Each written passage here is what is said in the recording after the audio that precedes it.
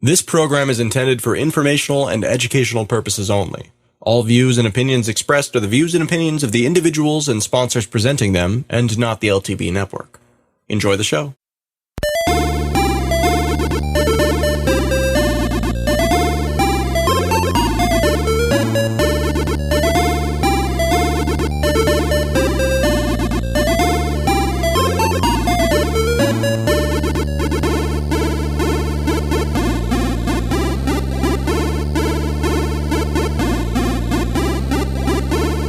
This is Sex and Science Hour with Brian Sovereign and Dr. Stephanie Murphy. Get your freak on.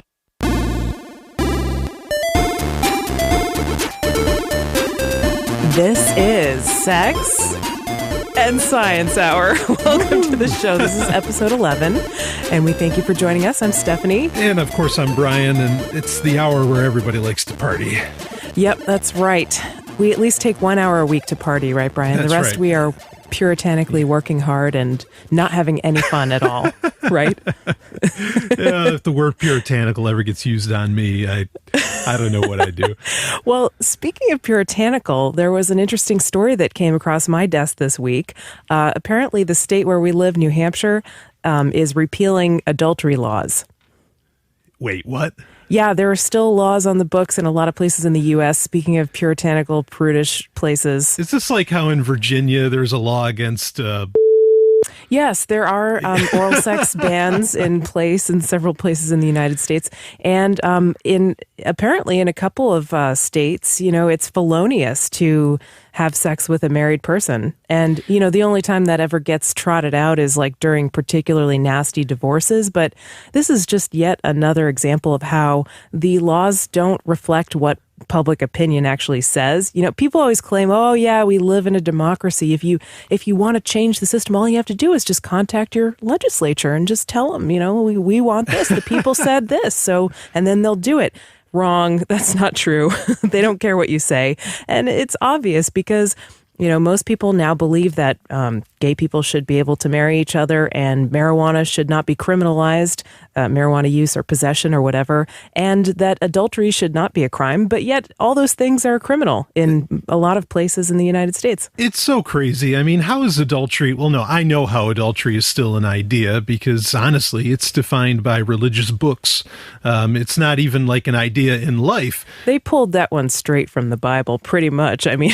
Oh, yeah, I think so. I mean, and you know, people will come out and say, well, yeah, but there's only one person you love and you should only be with them. Yeah, until that person dies, and then you're perfectly fine with falling completely in love with somebody else. I mean, come on, you know, it's crazy. Yeah, I mean, some people love to be in monogamous relationships, and that's fine. What they like, and that's how they feel that's comfortable, all right. and that's totally fine. But I'm just saying it shouldn't be a law. Yeah, and like you can't, it's not everyone. Exactly. And what? Like you own that person's genitalia? That you can like actually bring down the hammer of the law? You know, you can bring down the gun yeah, on somebody and lock them up? Sort of form of like control freakery, huh?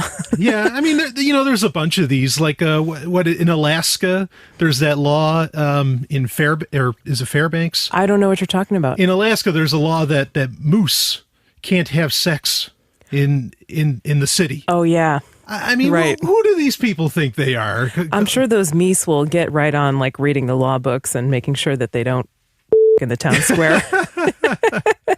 Or what's the one in Michigan? This one's one of my favorites. The one in Michigan is that if you... Oh, is this corrupting? If you corrupt a young woman or a woman, and they're saying woman, not girl, you know, so I mean, whatever that definition of age, I guess would be 18 by the law, by the other laws in Michigan. If you corrupt a woman, you know, in Michigan, you can serve some crazy amount of time.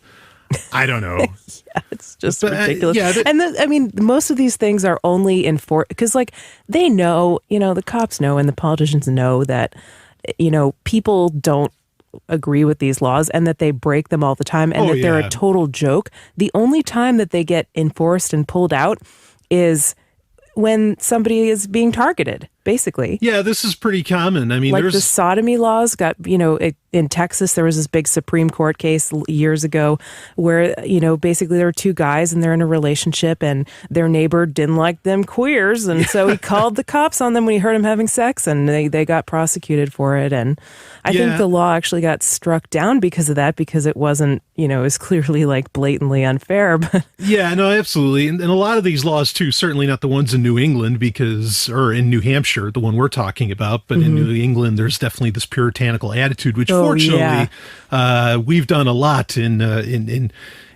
abating and in pushing back against. Who's we? You and me? Yeah, maybe. We are activists against social conservatism. The year I moved, 2 years later, I saw the statistics. Okay, New Hampshire, there was like this most. What was it was something like the most. It was by a Christian website, and essentially the most debased states. In 2010, okay, yellow or like white and yellow were like, they're pretty puritanical, and then red was like, they must be the spawn of Satan there. Red. And I'm telling you, red. In 2000, I moved to New Hampshire in 2011. In 2010, New Hampshire was yellow. 2013, that state's as red as a commie. It is red. Mission accomplished, Brian. Hey, I'm here. Well, I mean, it's a great point about social conservatism because, one point first before that about the laws, there are laws on the books against playing cards, against dancing, against all kinds of just ridiculous things that people break all the time. Not to mention, tell me the cop who arrests you has never taken a sip of alcohol before his 21st birthday. Give me a break. Oh, come on. Tell me that the cop who arrests you who pulls you over for speeding has not sped himself that day or herself. I mean, but they're above the law. They're doing it to protect you for your own good, right? For your safety. It's always your safety is laws their primary are meaningless concern. if they don't apply to everybody. Absolutely. And that's what we have is just, laws apply to some people. There's one set of rules for them, and then there's one set of rules for us. But it's like these laws, keeping them on the books really serves no purpose except just that people are in a constant state of violation of some law or another. So they can always 3 felonies a day, right? Get you for something, Yeah. I mean, well, actually, just real quick, the point I was going to bring up earlier was that some of these laws were specifically like targeted towards, even though they don't say it in the law, they were specifically targeted towards black people. Yeah. Marriage licenses, the whole history of that. The entire history of marriage. The only reason you have to get a license is so somebody can say no. Right. And they were originally meant to prevent interracial marriages. Yeah, absolutely. And all these things are still on the books, even when I hope most people, maybe they don't, would agree, that we're all human and all equal. But, maybe there's a glimmer of hope or a silver lining. Maybe New Hampshire is finally just starting to turn this tide against social conservatism. I don't really have any faith at all in the political process. But, maybe on a cultural front, people are starting to kind of make that connection that, hey, why is it illegal to have sex with a married person again? Right. So that turned into kind of a rant, but I just wanted to quickly mention that because I thought it was kind of cool. And now we're going to a story that's not so cool. Condoleezza Rice has been appointed to the board of Dropbox, the water board. Oh, no, excuse me, the executive board. Oh, the executive board. Or the advisory board, whatever. Yeah. But, of course, there's a lot of waterboarding jokes, What can you do except joke about a tragedy like that? They've appointed her as a name, I suppose. I mean, I don't really know what she adds to Dropbox. The statement from Dropbox's CEO said something like, "We sought out a leader who could help us expand our global footprint." Oh, she's expanding things all over the globe, that's for sure. Dr. Rice has had an illustrious career as a provost of Stanford, board member of companies like Hewlett-Packard and Charles Schwab, and former United States Secretary of State. We're honored to be adding someone as brilliant and accomplished as her to our team. I was going to say that. I mean, that's all ridiculous, but I was going to say that she is an intelligent woman. I mean, some people use their intelligence for good, and some people use it for utter abject evil. Yeah, sure. I mean, this is, when the Snowden revelations came out, some of the slides from the NSA clearly stated that Dropbox was a target. Yeah, and it's like, well, that was their coming soon list. That they were going to be spying on soon. And yeah, I mean, this is pretty clearly, they got their. It's soon as now. So for people who are maybe like international, they've probably heard of her, but this is basically a politician who was involved in starting the Iraq War. And in starting PRISM. She was aware of PRISM. Mm-hmm. I mean, she's Secretary of State. She's a direct link to the NSA. Yeah, she actually authorized a bunch of warrantless wiretapping stuff. She defended the torture policy at Guantanamo Bay. That's why we talked about waterboarding, which is a form of torture where somebody is made to feel like they're drowning. And I mean, really, like, it would not be an outlandish statement, and many have made it, to call her a war criminal. Yeah. And she's on the board of Dropbox, which is a company that has very sensitive data from a lot of people. Right? Oh, absolutely. So obviously this is quite a concern. Yeah, I mean, and a lot of people will say it's like, well, that's why they got her in, is because she can help them thwart PRISM. Well, no, then her rhetoric right now should be that the NSA overreached. That's not her rhetoric. Yeah. In fact, she'd be a complete hypocrite in the first place. Not to say people can't change their mind. She could, but she's done nothing to show that she's changed her mind. Yeah, and I mean, like, you could say, well, she's not in political office anymore, but I mean, most of these politicians who start these programs, they wholeheartedly believe that this is the right thing, that like mass surveillance is absolutely required to protect national security and crap like that. Yeah. I think any company, especially, storage companies like Dropbox, to hire anyone that's a previous politician, especially somebody so closely tied to a lot of the Snowden revelations that have ruined consumer confidence with these things, is just one of the dumbest moves you can make. I dare say it's almost dumber than the move Mozilla made when they just got rid of their CEO because of societal pressure. Yeah, because he made some anti-gay statements, right? Well, yeah, and he funded Proposition 8. Oh, yeah. Some political ploy to like stop gay marriage or something. Yeah, and so I hope, there's the hashtag going around, Drop Dropbox. Yeah, there's a website, drop-dropbox.com, which details alternatives to Dropbox and why you could make the choice as a conscious consumer not to use it. What do you think, Brian, as a tech guy, how do you keep your data maybe encrypted in cloud storage, or do you just not use cloud storage? What do you do? I use Google Drive only because I have like a free account with it. Do you use Boxcryptor or something like that to keep it encrypted? I don't use any of that. If I really had something that important, I would use like TrueCrypt. And I would upload my TrueCrypt file, but I'd have to keep re-uploading it. It's really a pain in the butt. I think this is actually a case where we can take a good hint from really hippie culture, and that is go local. I think that's, and what I mean by that is local storage. Yeah. I think that's taking off in spades. I've Trezorit, I've heard a few others. There's like Spider Oak, doesn't have an encryption feature? Yeah, all very fine companies, but I get the sense we need to not just decentralize a lot of our systems, and software and things of that nature that we use. But I think we need to really decentralize everything and recognize that maybe the internet could kind of be a central point of failure. Well, it's interesting because there was, who was it this week that came out and said that there's a real vulnerability because like a third of the internet is like on Amazon servers. Yeah, this is Zurich International. I'm going to be talking about this more on my own show, Sovereign Tech, or Zurich Insurance, I should say. Oh yeah, they're an insurer, so they underwrite insurance policies. And they're like, this is a big problem. Right. And they pretty much said that, if with these cloud companies, if one of them goes down, okay, fine, you're not relying on the cloud company, but the company you're outsourcing your work to might outsource their work to a cloud company. Yeah. And there's just this chain reaction that can occur where all of this cloud storage, where if the big cloud company has a problem, then it's an issue for it affects a lot of people. Exactly. Right? In ways that you don't know. I mean, the best cloud, there's not even really great alternatives to Dropbox. I mean, there's OwnCloud, but that's more of your own. That's more of me saying like go local. OwnCloud is where you store it yourself on your server. On your own cloud? Yeah, exactly. You have a few others. I mean, there's Box.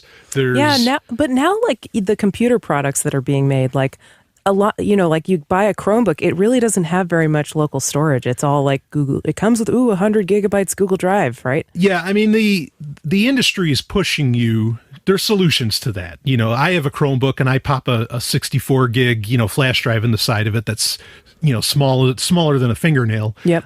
Problem solved, but certainly the industry is pushing people and kind of trying to force people into cloud storage, which is a bad move. I mean, I don't. I've always been a little like skeptical of it. Yeah.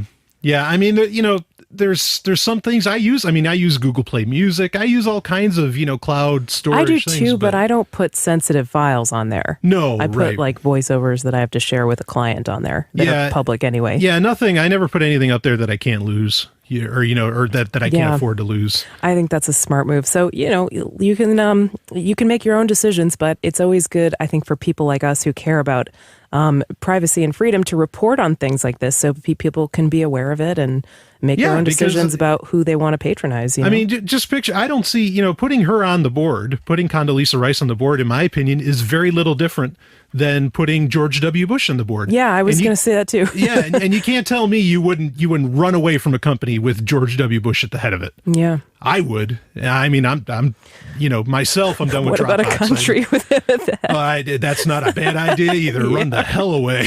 Exactly. And it seems like more people are leaving the U.S., but we're kind of getting a little away from the topics that I wanted to talk about on tonight's show. One thing that I wanted to also talk about in this first segment, too, that's kind of like news of the week, is the MadeSafe crowdfunding fundraiser. Now, this is a solution. Yeah, this is a solution to Dropbox. To what we just talked about. Yeah. MadeSafe is a big deal. I mean, it's a decentralized, it's like, picture you have a sandbox, okay? And you can put, and your computers all make up this, like a whole bunch of computers make up the sandbox. And essentially you can just keep shifting the grains of sand, but you can all work within the same sandbox between computers. I hope I explained that pretty well. Yeah, it's like you would log into any device and you would, with a password that you have, you would access a secret location where your data is stored among a peer-to-peer network of computers. And then you would be able to have access to like basically a computer or a desktop that is yours, but you can access it from anywhere with like your passwords, right? Yeah, and you can access it in the fact that like where MadeSafe is stored. Again, this is kind of a cloud storage thing, but it's stored everywhere and it's not all complete in one spot. Yeah. It's genuinely decentralized. And it's not like a farm of servers run by Amazon. No. It's like people's computers and who are in the network. And they get the incentive to be a storer or a shepherd of data, or a farmer, as they call it on MadeSafe, is these safe coins. So people get paid based on the value that they contribute to the network. Right. And people were clearly very excited about this technology because, again, this is, we want to decentralize everything. That's kind of the attitude that we're hearing around the internet, which is great. Mm-hmm. But, let's face it. I mean, even Bitcoin isn't really decentralized. It has a blockchain and, there's ways to save that, but... Well, it's distributed. I mean... It's distributed, It's decentralized from, like, power away from the banks. Yeah. But it's not in and of itself completely decentralized. MadeSafe is totally decentralized. On no computer, on no one thing, anywhere is the complete MadeSafe, data collection somewhere to be accessed, which is great. Sometime we'll have to talk about, like, the costs of decentralization, too, because there are, like, sort of... reasons why it's not the most efficient. Sure. So like maybe saying decentralize everything isn't necessarily like the most thoughtful statement, but I mean, it definitely, life could use some more decentralization because a lot of things right now are centralized in a very bad way that gives people control over other human beings that they should not have. So I think we can pretty much all agree on that if we're listening to this show. But anyway, MadeSafe wanted to raise $8 million and they thought they were going to do this in like a month. So what they were going to do is basically issue their own tokens called, safe coins, which is the currency of the network. Or actually, the token they were selling is made safe, or the token they were offering is made safe coin, which can be redeemable for safe coin. So it's like one layer removed. And they did this on the Mastercoin protocol. And they wanted to raise about $8 million worth of cryptocurrency over a month, like I said, but actually, they did it in like 5 hours. Yeah. It was like too successful. It kind of blew up in their faces. And so actually, Adam B. Levine from Let's Talk Bitcoin, my podcast partner, wrote a great article about this for TechCrunch, which was summarily pulled down because he included a Bitcoin tip address, which totally not fair. So he reposted it on letstalkbitcoin.com. And, there's a lot of issues in this. There's the excitement about Made Safe. And then there's also the idea, well, was this fair? Because maybe more people would have wanted to get in on the funding and now they don't really have a chance to. And is it really just a price discovery problem? Because they basically fix the price of these tokens at a certain Bitcoin value. So it's a really fascinating experiment in economics. I'm glad they had a lot of success. Yeah, that's the thing, is people are excited about Made Safe, and that's great. But the whole user-created assets thing, it's an experiment. It's going to need some more tweaking. So there's more coming up. Sex and Science Hour is part of the Let's Talk Bitcoin network, and we are so excited. Wait a minute. What's Bitcoin? What's Bitcoin? What's Bitcoin? Well, you'll have to listen to Let's Talk Bitcoin to find out. It's a twice-weekly podcast, and you can find it at letstalkbitcoin.com. Okay, I gotta know. Yeah, you really should probably get on that. It has a whole network? Yeah, we're part of it. How did I not know about this? You must have missed the memo that we were on their network. Anyway, now back to Sex and Science Hour. Here at Sex and Science Hour, we love EasyDNS. They let you register domains, handle security for your website, email addresses, pretty much anything related to DNS or domain names, they can do it. They have a friendly staff of actual human beings, so if you need customer support, they will always be there for you. Plus, they are outspoken advocates for your internet freedom. And they take Bitcoin, of course. They now have fully managed WordPress and web hosting too, so you can do everything you need related to your website from EasyDNS. Take a look at their website at easydns.com. We think you'll like what you see. Trust easydns.com for your DNS and web hosting needs. Now back to Sex and Science Hour. This is Sex and Science Hour, and we are blasting off into the second segment. Bitcoins are blasting off too, apparently, right, Brian? Into space, into orbit. Anyway, they're going into orbit. Yeah, tell me about Bitcoins that. in space. They've been. They've pretty much been everywhere on the planet. There's been Bitcoin transactions logged in like North Korea and Antarctica. Yeah. So they've been there, done that. They've seen the whole world. Now they're going to space, right? Right on. And a lot of people have been really hopeful for something like this to essentially, like we talked about, if cloud storage systems went down, what do? The blockchain, again, is centralized. You got to have that blockchain. At least one person has to have that blockchain for it to continue on. And, I don't see Bitcoin. So many people have the blockchain. I can't really see that ever being a problem, and they have it locally. But this is pretty exciting to have, literally Bitcoin going into space. And what they're doing is Deep Space Industries, which is a company I've been following for a while. They're wanting to mine asteroids. And there's probably gold in them there, asteroids. Oh, right? Absolutely. And now there's going to be Bitcoins with them too. So they'll have it all. But they're setting up a lot of these there's just these small, like 10 centimeter boxes called bitsats. And they're going to be putting them into various satellites. And putting them into space to where there's actually going to be, the blockchain is going to be a network existing literally in orbit, if not further on in the future, because Deep Space Industries, these guys have big plans. So what are they? Are they like nodes on the Bitcoin network? Essentially, they're planning on being a complete backup. Like that's the idea. Okay, so they're running full nodes and storing the whole blockchain on these bitsat things? Yeah, which is interesting. I'm curious how exactly do they connect. I guess they're on satellites. Yeah, right? It just runs by satellite. But satellites are really inefficient for that amount of data getting transmitted all the time. It's kind of an inefficient way of doing it. Like, I don't know how many people have ever been on a yacht, but when you've tried to use high-speed satellite internet on a yacht, it's a failure. because we should all be so lucky to have that problem, Brian. Yeah, that's right. Oh, I can't access the internet on my yacht. Oh, it's so hard. Sorry. So anyway, but this is a real problem that's been around for a while. Is like cloud cover doesn't allow for. I mean, phones are fine, but like doing full on, even watching a video on YouTube can be a difficult affair. When you're in the middle of nowhere, be it at Buffy, sea. I just can't access YouTube. What's going on with this internet? Right. Let me smoke another cigar. Well, that problem of everybody being on yachts is one of the mission statements of DSI, of Deep Space Industries, is they're saying, look, we can all have the good life. And they're literally trying to put an end to scarcity. And I think that's fantastic. And so for them to want to get involved with Bitcoin is just it's a dream, and now I hope it doesn't stay limited to Bitcoin. I'd like for the Litecoin blockchain, to be up there, whatever other blockchain technologies, I'd love for them all to be up in space, to have that redundancy, or even just for the fact that maybe a lot of people like Elon Musk and some others are planning on being on Mars.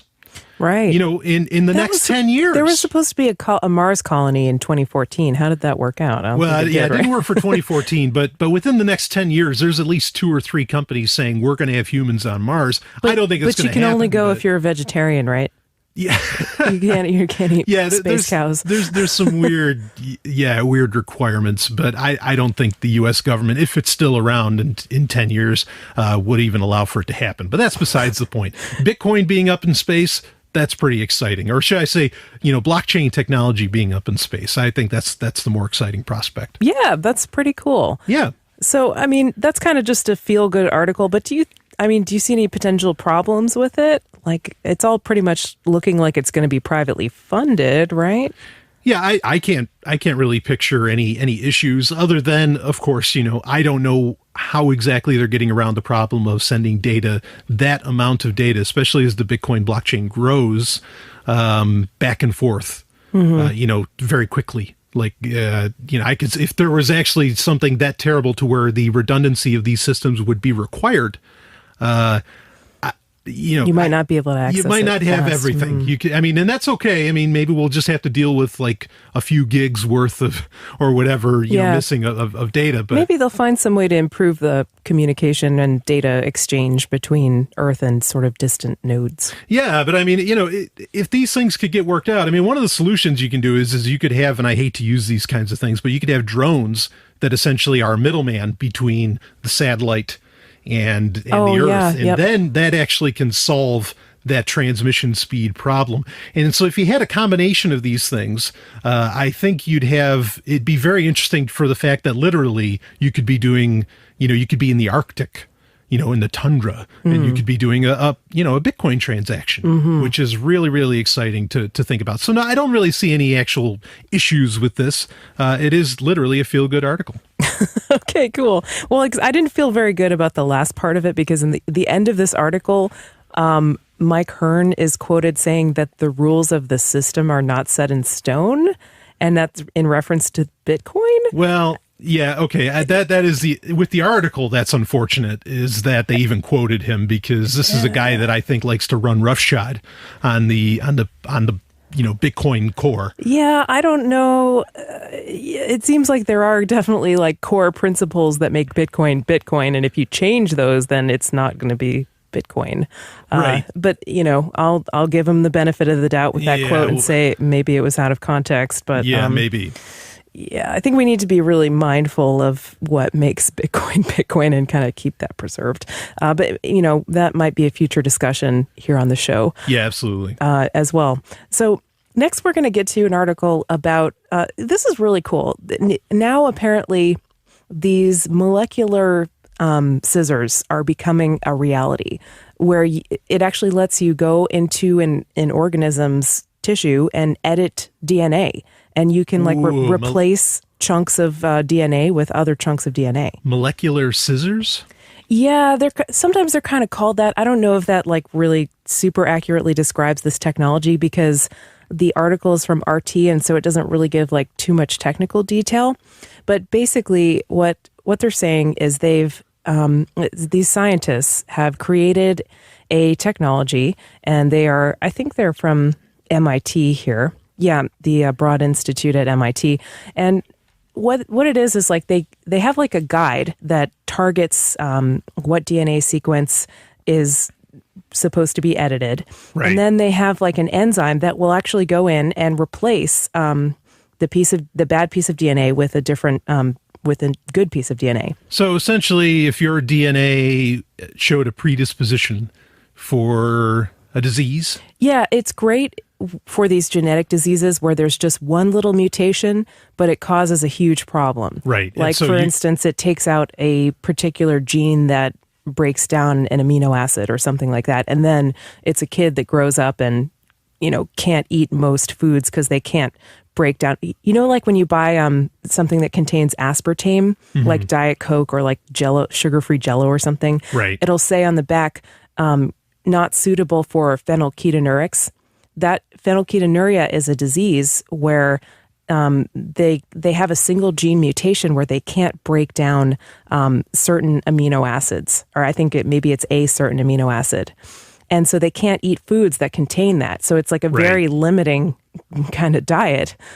Yeah, see, now this is an article where it's not all feel good for me because you're afraid someone's going to go in and edit your DNA. Well, we've got psychopaths in charge. Yeah. Well, I mean, okay, so this would be a very expensive technology, a medical procedure, and there's a problem with getting these little molecular robots into the cells and into the nuclei of the cells where they need to go. And so the way that they were able to do this in mice was by doing like a high pressure injection. So basically they would take a vein, like say the vein that goes into the liver or something, and they would inject like a solution that contains these little nanobots in it at high pressure so it gets into the cells. But for humans, that's not really considered a safe thing to do yet. Right. Although, like the FDA definitely bans experimental treatments where like the person's going to die anyway. So there's really not much you could do to them that would really like, maybe they're willing to take that risk that they might, in testing a new treatment, they might have bad side effects, right? Yeah. Well, but I mean, the thing is that, okay, sure, you could eliminate disease, but I think once you have the ability to eliminate genetic diseases like that, you also have the ability to introduce them. And I'm glad this isn't easy, to do, but that possibility is out there. And well, that's a great point, Brian. I'm glad you brought that up. Sure. It's possible that in the future, maybe there's some technology where you could kind of do this to someone without them knowing it. Yeah. Which you kind of can with a virus. I mean, if someone gets infected with a virus, they are great at just doing a job of like injecting DNA into certain cells. And then in some cases, it'll integrate into the person's own DNA. Right. Yeah. I mean, so this is kind of the double-edged sword of a lot of these, advancements in technology. And I mean, and I love technology. You're a biochemist. Okay. I mean, this is an area of your study. And you get excited about it, but then you remember that like there's people in charge who don't always have your best interests at heart. And in fact, who probably 90% of the time, whether by purpose or not, don't. Yeah.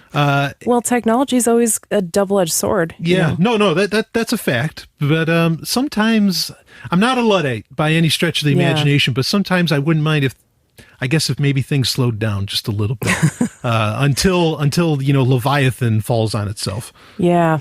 Yeah, I hear what you're saying there. I really do agree with you. I mean, the good news is that it's going to be expensive to do this. So there's a cost barrier there. It's not like they can just, sprinkle some pixie dust in the water and then suddenly everybody gets sick.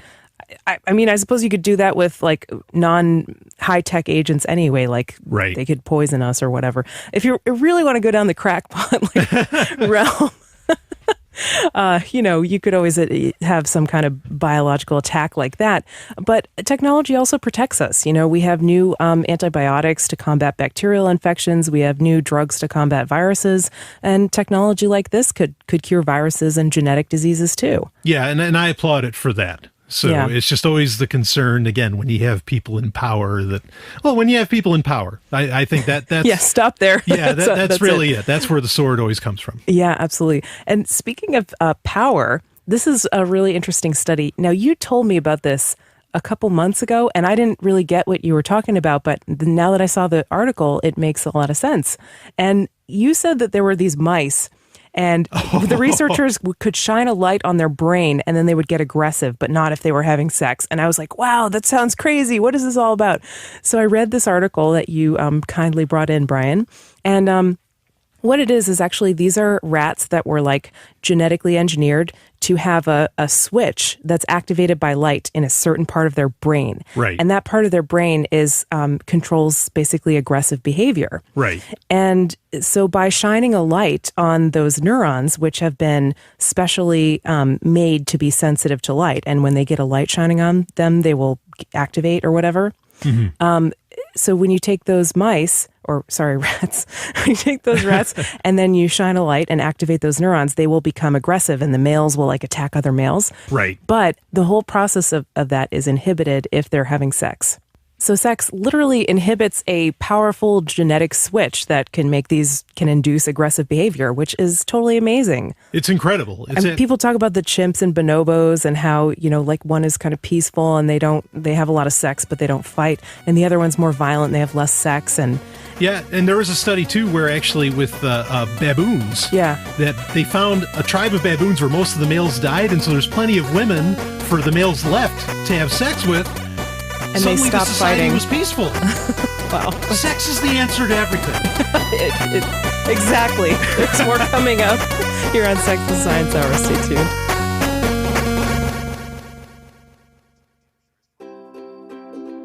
Sex and Science Hour is looking for sponsors. We do our best to do an entertaining show that is heard by thousands of people each week. Do you have a project, business, product, or service that could match our audience's interests? Let us know.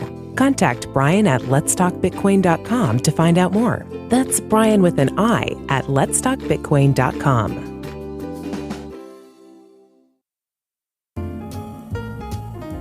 Here at Sex and Science Hour, we really appreciate your support.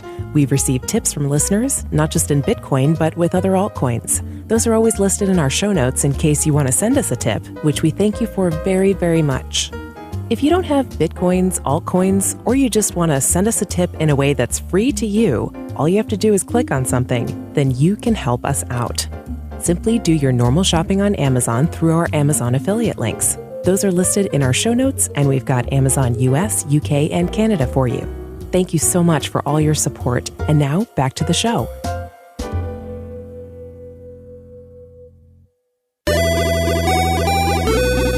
This is Sex and Science Hour. Welcome back to the show. Yeah. We're going to get very slippery in this segment. Oh my. It's not as exciting as you might think. Break out a gallon of baby oil in the waterbed. Here we go. Not baby oil, olive oil. Olive oil. Oh. This is okay. Even better. So this Tasty. started a couple days ago. I ran out of olive oil and I wanted to have a salad and put some olive oil on it. So, Brian, you and I went to the grocery store and we were in the olive oil aisle. Right. And there are actually a lot of olive oils to choose from, so it almost warrants an aisle. There are, but you said something to me, like in passing, that you said something like, have you heard about that study where they tested olive oils and they found that a lot of them were not actually olive oil? Yeah, they had tons of soybean oil in them. Yeah, and then I was like, wow, that's kind of weird. So I, quickly looked it up, and lo and behold, there was an actual study done by the Olive Oil Center at UC Davis. They actually have an academic center that studies olive oil. And apparently it's this huge problem. Most of the olive oils that are imported to the U.S. from Italy are, first of all, the ones that claim to be extra virgin do not meet the standards and definitions, either chemically or according to taste, of extra virgin olive oil. It's usually like just olive oil, but it's marked extra virgin. Right. So there's that one thing. And then some of them are not even olive oil. Some of them are actually like adulterated with soybean oil, canola oil, other types of cheaper oil. Up to even like 60 some odd % of it not being actual olive oil. Yeah, exactly. And, so these researchers actually tested the different olive oils and they found that there was a surprising amount of them that just didn't pass muster as far as being, that meeting several different criteria for being actual pure and high quality extra virgin olive oil. Yeah, I mean, and this is frankly, what's the big deal? Well, this is fraud. Exactly. This is straight up fraud. It is fraud. It's totally fraudulent to label it as one thing, especially when the health benefits of extra virgin olive oil are so promoted and touted. Oh, yeah. And everybody thinks they're buying this thing that's going to make them healthy. Well, no, they're actually buying something a lot cheaper, which doesn't have the same properties as what they think they're getting. Right. And you say, well, a little canola oil won't hurt you. Listen, canola oil was designed for cleaning engines, not the human body. Okay, I mean, that's a real concern. I mean, I've heard people where they say that canola oil, to whatever degree of excess, can make your heart skip. I mean, that's no good. I've heard that there's a lot of problems with it. Like, personally, I don't really want to consume it. I would rather eat olive oil. They say canola oil, it can be, it can have a lot of pesticides in it. Sure. It can have trans fat in it that's not included on the label. It can go rancid sitting on the shelves. And I'm sure probably most vegetable oils can go rancid, but especially canola oil is very prone to that. Right. And it's sold as like this heart healthy thing, but it may not necessarily be. And so regardless of what you think about canola oil, I think you could probably agree that if you buy a bottle that says olive oil, it should be olive oil. Exactly, right? Yeah. And if it says extra virgin, well, it better be extra virgin. Yeah, give me some extra virginity there. Absolutely. That's actually the name of a book. I understand how difficult it is to find extra virginity, but there's not much remaining of it in this world, and not that that's a bad thing. No, not at all. Who wants virginity anyway, except in Why your is it olive even oil? A big deal anyway. I do want it in my olive oil because that means that it's like from the first pressing or something like that. It has these healthy compounds pressing in it. Oh God, touch for the very first time. See, I'm trying to be all scientific, and yes, touch for. You put me on the show. What do you? Touch for the very first time. I love That's right. But yeah, so real olive oil is like, there's a couple things you can do if you are concerned about this, by the way, this totally first world problem that we're talking about. Like there are starving kids in Africa and we're talking about, my olive oil isn't pure. But if you're concerned about this, real olive oil should be in a light block bottle to protect it. It should be green, not tan. If it's tan, it's probably not even olive oil at all. So tan in plastic bottles is a bad sign. Olive oil produced in California is more likely to meet the standards. Olive oil bottled or produced, actually, some of them say that they're made in Italy, but they're not really produced in Italy. Most of the time, the olives come from other places like Tunisia and Spain, and then they get imported into Italy. And there, in the packaging plants, they can be like cut with other oils. And apparently in Italy, they actually have like olive oil cops that go around and patrol the plants where they make olive oil. Oh, it's serious business over there. Those vineyards. But there's a lot of corruption, right? And so they get away with it. The politically connected ones, They're anyway. Paying off the olive cops. Yeah, and it's like a huge industry there. So there's a lot of politically connected olive oil producers. So like the big plants, they don't get in trouble for it, and they can just keep cutting the olive oil. Yeah, quite seriously that occurs. And then again, it's like, look, it's just, and you can't say really buyer beware, because there has to be a point where, the company gets held accountable. You're saying you're selling olive oil, and you're not. Mm-hmm. And for some people, it could be a very serious health risk.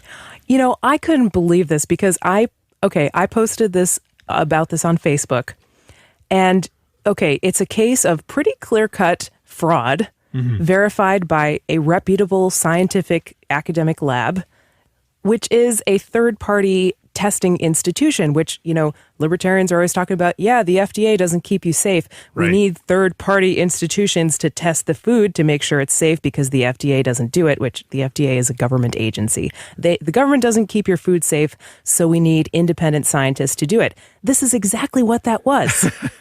And libertarians still jump down my throat. I think they just like to argue. Well, that's why they're libertarians. But really, you got to understand. This is canola oil. It's good for your heart, just like Cheerios. No, Cheerios are not good for your heart. Read Wheat Belly. Oh, please. Ridiculous. Yeah. So, anyway. So I just wanted to talk about that. I think it's kind of an interesting story, like that. What you think you're getting, you might not actually be getting. So speaking of oil, we actually got an email to our show at sexandsciencehour.com email address from a lady listener asking about natural lubricants for fun and pleasure. Oh, absolutely. And, she wanted to get away from these chemical-based products, but she and her husband use condoms for birth control. So what is safe to use with them? Well, The short answer is with latex condoms, you can't use oil because it'll destroy the condom. Right. But if you use different condoms that are made of different materials, such as a polyurethane or lambskin. That's the original. Yeah, lambskin can work too, but some people say they smell weird and they don't protect against STIs. So those are things to know. But if you use polyurethane condoms, then they are compatible with oils. So you can use olive oil, real extra virgin olive oil. Yeah. You can use coconut oil, almond oil, or pretty much anything you like. Try out a bunch of different ones. Thanks for the question. We've got another story here that I wanted to talk about. This is something I kind of just stumbled across this week. And we always say on this show, we talk often about how government makes it more difficult for people to basically be entrepreneurs, start their own businesses, and do something that supports themselves. Sure. It kind of keeps people dependent on jobs that are given by other people. And it kind of disempowers them, I think, because there is a certain power that comes with creating your own job and making, working for yourself. So this is 11 crazy laws, and this is, of course, American laws that keep you from getting a job. I realize we're being a little U.S. focused in this show. I hope it doesn't turn people off. Next week will be different, I swear. But there's so much outrageous stuff going on here, really. It's tough when you live in the belly of the beast. Yeah, definitely. So, okay, 11 crazy laws that keep you from getting a job. Did you know that fortune tellers are licensed in Massachusetts? They're licensed? This is so bad. Yeah, it's against the law to have, quote, pretended fortune telling, as opposed to, as the article says, authentic fortune telling. Unlicensed soothsayers can face $100 in fines. Of course, if they were any good, they would know when the cops were coming.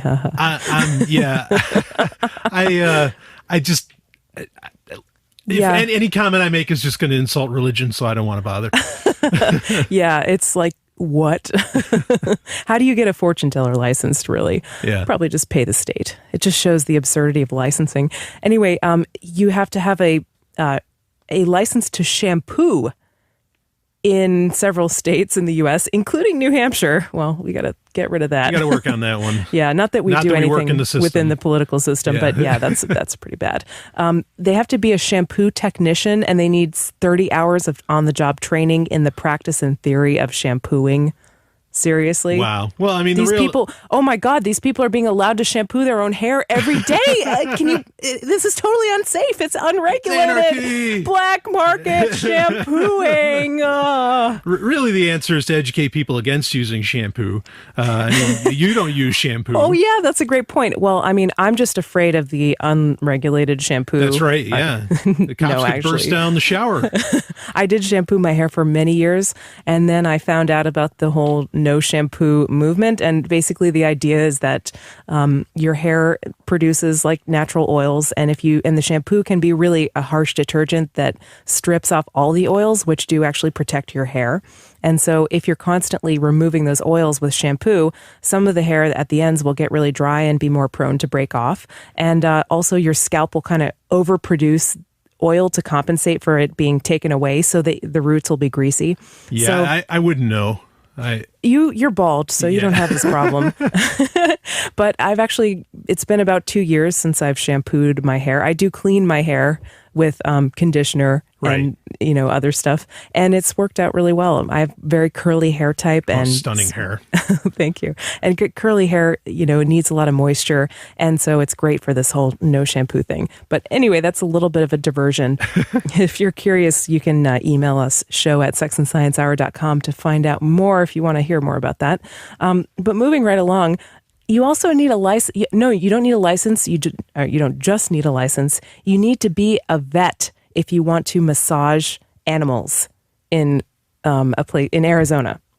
To massage animals? Yeah. How dare you rub the belly of your dog without, being a veterinarian, without 8 years of college? This one has 6 months in jail. It's practicing 6 months veterinary medicine without a license. Well, it's only if you collect money, right? I mean, so if you're like a pet... I don't know. Well, I mean, I would assume, but, if you're a pet sitter which is a very common practice and a good one for when people are traveling the world or just traveling around. Yeah, what's considered a massage? If you kind of just, oh, good boy, and you just touch the dog, like, is that a massage? Yeah, I don't know. If it's like any other law in the U.S., it's as vague as possible so that it can be used against the maximum amount of people. Exactly. Florists in Louisiana, you have to get a license to become a florist, and getting that license requires going in front of a board of your competitors, right? Which are the already licensed florists, and then they vote on how good your flower arrangements are. And how well you set the bouquet. This is an amazing case of just absolute government ridiculousness that you have to prove, yes, I can set a nice bouquet. Value is subjective, folks. Beauty is in the eye of the beholder. How could you possibly judge what a good-looking bouquet is, that's just a blatant thing. I mean, how could you possibly argue that's for public safety or whatever? Yeah. And there was actually, I think the Institute for Justice, which is a public interest law firm that kind of sues governments who have these ridiculous licensing laws that crush entrepreneurs. They actually sued this state and won in 2010. So now you don't have to have a license anymore, which that's great, but they're going to keep popping up more of these inane regulations. The second one, which was also an Institute for Justice case, was hair braiding. And this is black hair braiding. Oh. And so there was a woman who started a hair braiding business in her home, and it was in a salon. So she was doing this in a professional salon, and she got arrested and dragged out of the salon in handcuffs because she was practicing cosmetology without a license. What? And not only that, but if she had gone to beauty school to get a cosmetology license, there was nothing in the curriculum about African hair braiding. Well, of course not. What kind of crap? Look, we need to go back in time. We need a time machine right now, and we need to arrest every single Egyptian for practicing cosmetics without a cosmetology yeah, they were license using lead too. Or education. There's lead in their lipstick. We got to do something about this. Come on, stop. Oh yeah, it's pretty insane. I mean, and you could argue this is how government keeps people down. Sure. You can't break into a business like this. You can't just start braiding hair. Who do you think you are? You don't have the proper license. You didn't give us your money and ask us permission. So insanity. Oh yeah. Interior designers. A couple of states have licensing of interior designers. And, that seems like a pretty clear-cut case of protectionism. Sure. One interior designer who was testifying to some state legislature to try to get a law passed that would regulate interior design claimed that deregulating the interior design industry would be contributing to 88,000 deaths every year. This is nuts. Well, they're all nuts. But this one, actually, I had an occasion with an interior designer, okay, where I said, and people can laugh and find this weird, that's fine. I said, no, I want the couch to be 4 feet away from the wall. And I want there to be a gap behind there because I actually, oddly enough, I kind of, at the time, I was pretty young, but I liked sleeping encapsulated behind the couch on the floor. I know that sounds weird, right? Oh, but you're a unique individual, Brian. I am. It was a studio apartment. That's how I wanted it. Yeah. And she freaked out. It's like, no, you can't do it. Believe me, you don't want that. I'm like, no, I know I want that. This is how I like to sleep, and it was this mess. And so my point is that, again, value is subjective. How can you possibly say what the rules are for on how a place should get set up that there needs to be regulation? Because I bet in those regulations, it's saying, the couch needs to be, 3 feet away from a power outlet and against the wall. Yeah. And I'd be like, well, as soon as the person leaves, I'm going to move it. So why even bother with the law? I bet it's about building codes and fire hazards and all that stuff, which it's very dubious. Yeah, whatever. Well, Brian, you know what they say. There's those who just want to be left alone and those who just won't leave them alone. That's what Ernie Hancock says anyway, our friend. That's pretty good. Anyway, I'm not going to read the rest of those. There's half the list to go and we're running out of time. But thank you so much for tuning in. This has been Sex and Science Hour, and we'll be back next Thursday with another show for you all.